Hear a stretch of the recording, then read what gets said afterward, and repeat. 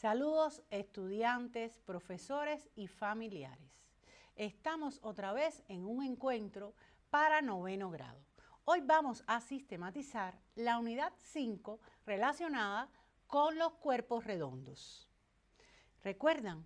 Al inicio de estos encuentros estuvimos conversando sobre estos tipos de cuerpos, aquellos que tienen la base redonda. En este caso hablábamos del cilindro, el cono y la esfera. Hoy vamos a resumir todo el conocimiento referido a los cuerpos redondos. Comencemos pues ubicándonos en qué páginas del libro de texto aparece todo este conocimiento. Esto está desde la página 330 a la 467. Vamos entonces a recordar ¿qué características tienen estos cuerpos? Los cilindros están limitados por dos círculos, uno de base y uno encima, y además tiene una superficie lateral curva. En el caso de los conos, solo lo limita un círculo y también tiene una superficie lateral curva. ¿Y la esfera? ¿La esfera tendrá base? No, solo son superficies curva. Ya pudimos distinguir las diferencias entre estos tres cuerpos geométricos. Vamos entonces a ver entre el cilindro y el cono algunas propiedades específicas. En el caso del cilindro ya sabes que tiene dos bases, que son los dos círculos. Tiene la superficie lateral, que es esta superficie curva. Vas a determinar la altura, que es de una base a la otra, y la generatriz, que es esta arista que estás viendo en el lado lateral. Pero en este caso, en el cilindro, la altura y la generatriz tienen la misma longitud. Pero ¿qué pasa en el cono? Observa, en el cono solo hay una base, que es un círculo. También puedes determinar su altura. La generatriz sigue siendo esta arista lateral, pero en este caso la altura y la generatriz no tienen las mismas longitudes. La altura es menor que la generatriz. Estas son características específicas que debes conocer con relación a los elementos que conforman estas dos figuras, o sea, estos dos cuerpos redondos, el cilindro y el cono. Vamos entonces a resumir cómo calcular el área de estos cuerpos. ¿Cuáles son las ecuaciones que lo permiten? Recuerda, estamos hablando del área lateral y del área total del cuerpo. En el caso de los cilindros, el área lateral va a ser igual ¿a cuánto? El área lateral será 2 veces el radio por la altura por la constante. ¿Por qué? Porque recuerdas que en el primer encuentro decíamos que si hacíamos un corte a esa superficie curva de ese cilindro, íbamos a obtener un rectángulo, el cual sus longitudes iban a ser, en el caso del ancho, todo el borde de esa circunferencia, y eso no es más que la longitud de la circunferencia, y tú conoces que eso se calcula como 2πr. ¿Pero por quién lo vas a multiplicar? Por la altura del cuerpo, que era en este caso la longitud ahora del largo de ese rectángulo. Correcto. Pero el área total depende de la base y del área lateral. ¿Cuántas bases tiene el cilindro? 2. Por eso multiplicamos por 2 el área de la base y se la adicionamos al área lateral que estuvimos conversando ahora. Pero el área de la base no son círculos. ¿Cómo se calcula el área de un círculo? Sí, pi por r al cuadrado. Pero lo multiplicas por 2 porque hay 2 círculos iguales. Entonces, puedes resumir que el área total de un cilindro lo puedes calcular como 2πr por la suma de r más h. Lo tienes ahí en tu diapo, pero también lo tienes en tu libro de texto. Los conos. Bueno, los conos, el área lateral, también es una superficie curva. En este caso se calcula como pi por r por el valor de la generatriz. Y el área total sería la suma del área de la base más el área lateral. Pero en este caso solo tiene de base un círculo. Por tanto, sería el área de la base adicionada con el área lateral.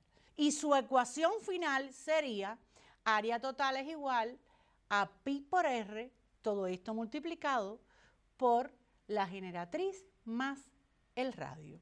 No es necesario que utilices una fórmula general para calcular las áreas totales. Tú puedes calcular las áreas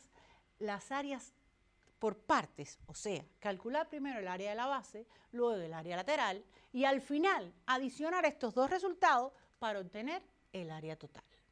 En el caso de la esfera, fíjate que la esfera está formada ¿por cuántos círculos?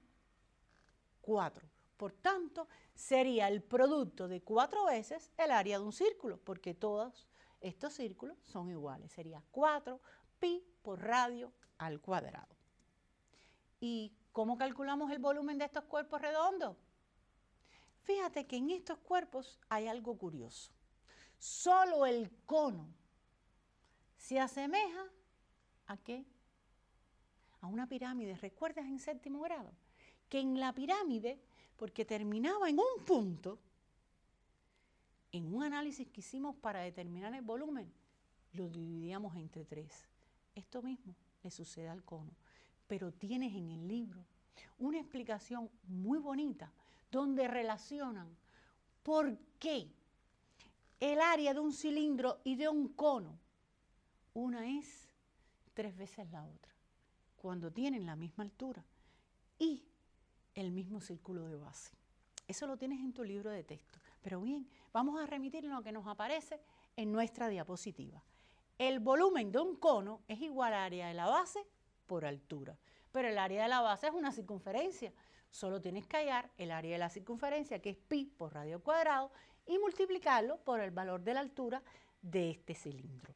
En el caso del cono, bueno, en el caso del cono decíamos que era dividido por 3 la misma ecuación que teníamos en el cilindro. Área de la base por altura entre 3.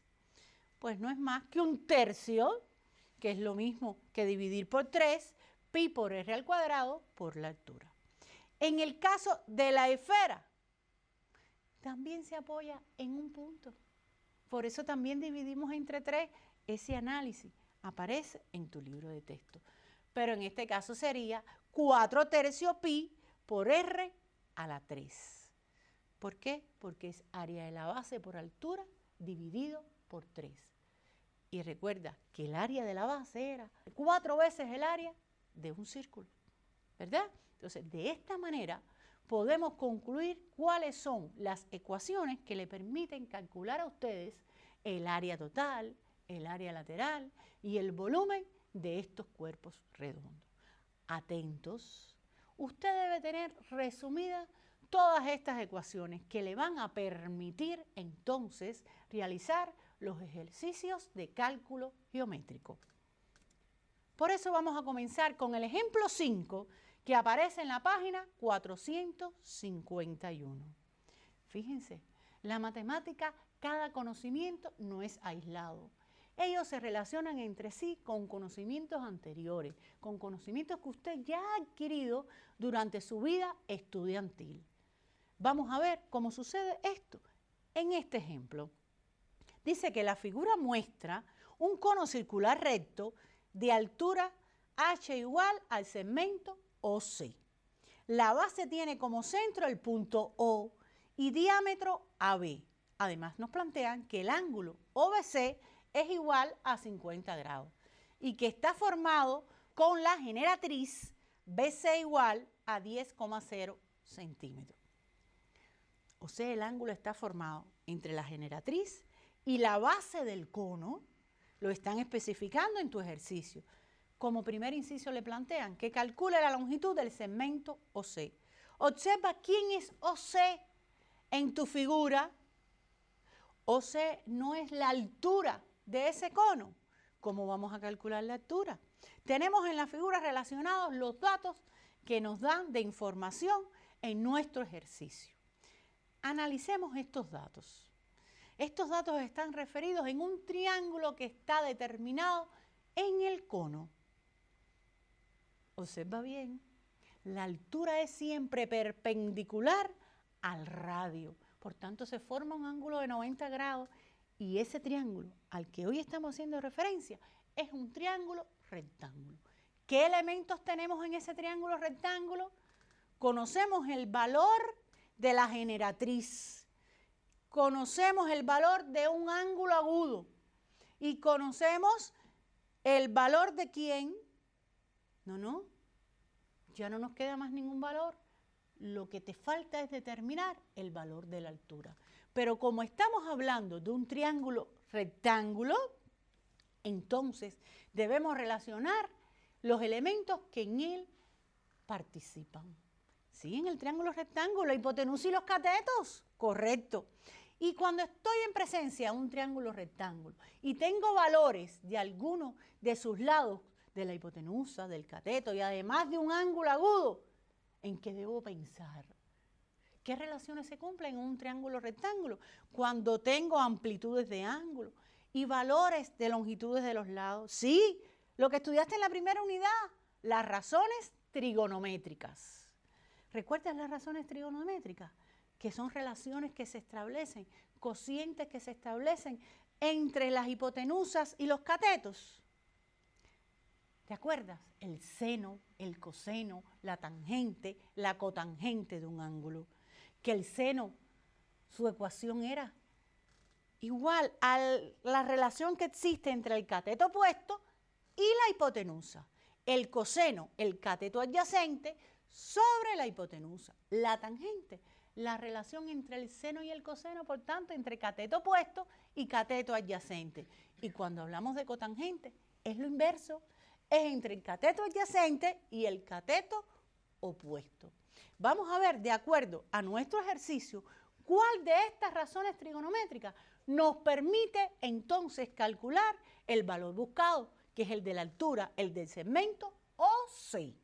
Si tenemos un valor angular, el valor de un ángulo agudo, que es 50 grados, el valor de la hipotenusa, y tenemos que calcular el valor de un cateto. ¿De qué cateto? ¿Qué posición tiene ese cateto que indica la altura con relación al ángulo? Es el cateto opuesto. Entonces, ¿con qué relación trigonométrica podemos relacionar los datos del ejercicio? ¿Sí? Con la razón trigonométrica referente al seno. ¿Por qué?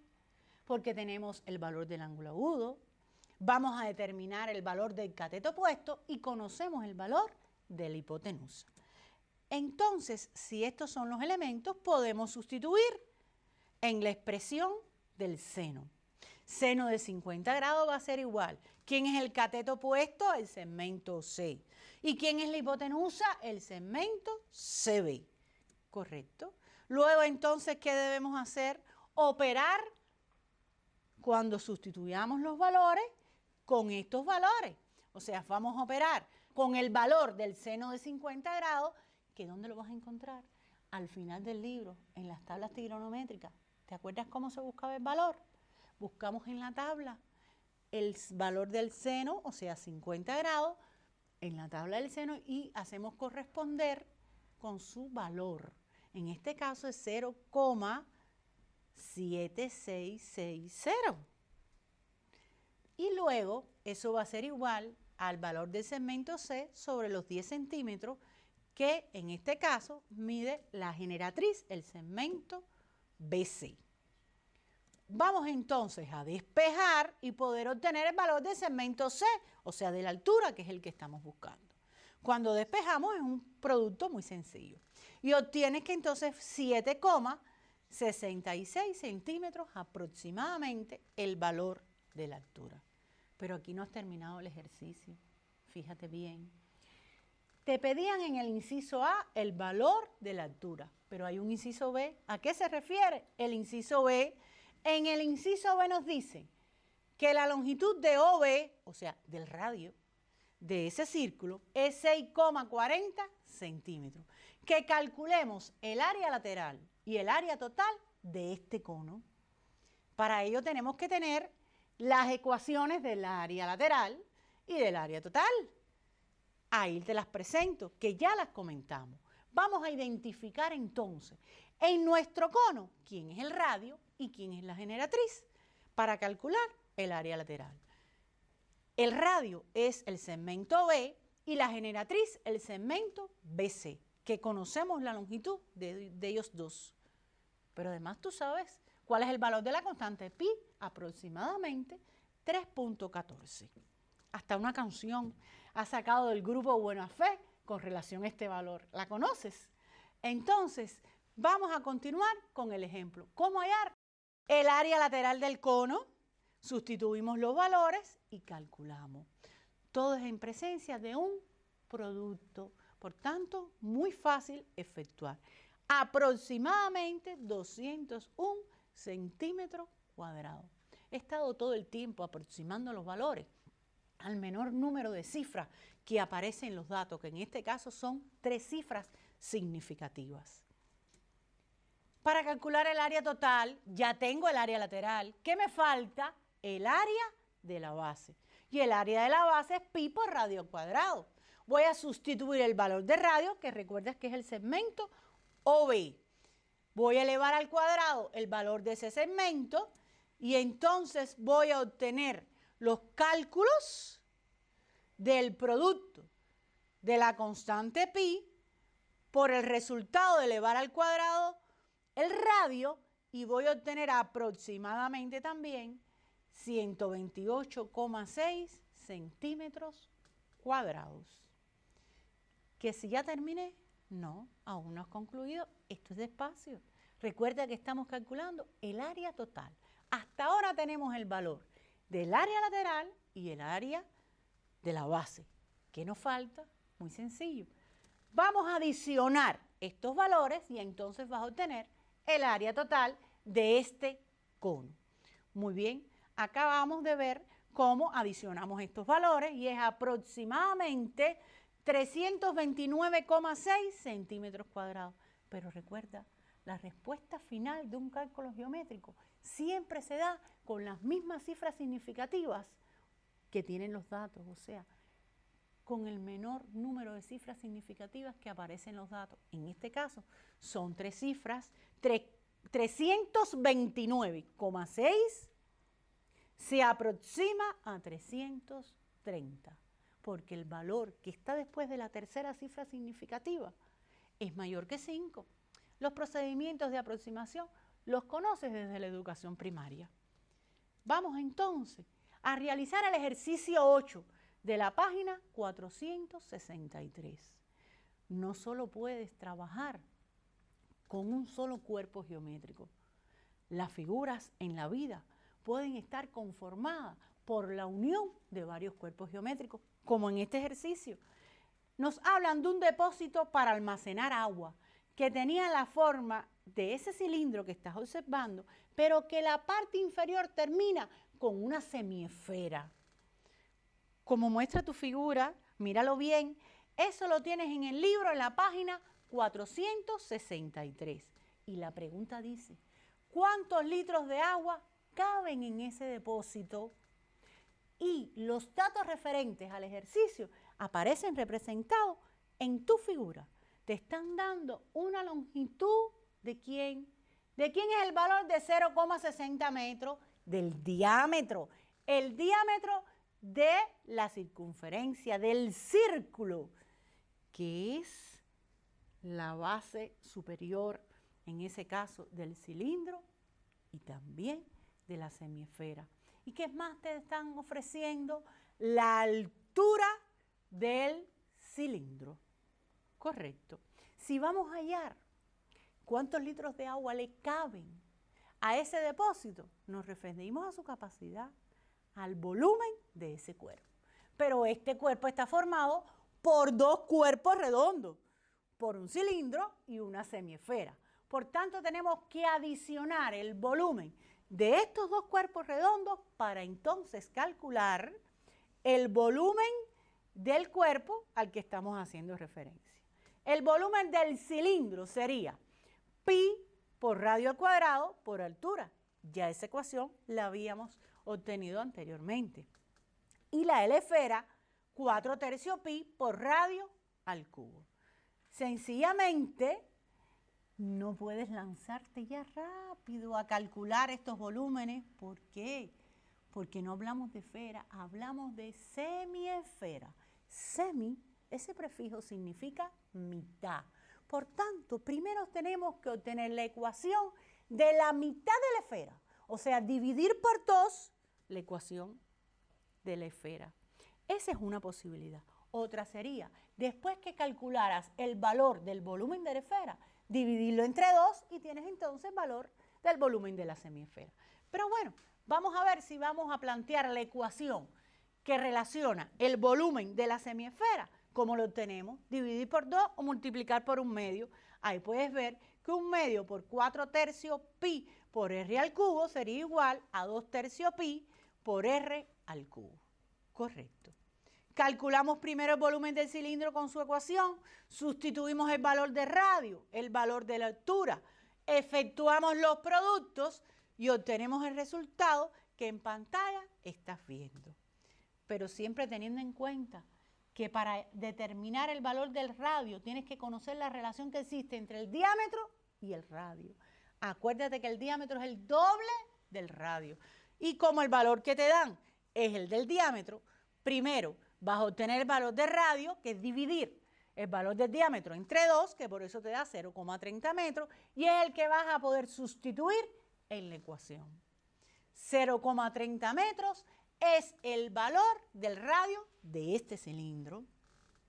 Luego calculas el volumen de la semiesfera con la ecuación que anteriormente obtuvimos, sustituyendo los valores, efectuando los productos, y ahí tienes el valor que se obtiene. Todo esto aparece en tu libro. Al final, en la respuesta, vas a ver cómo queda el resultado.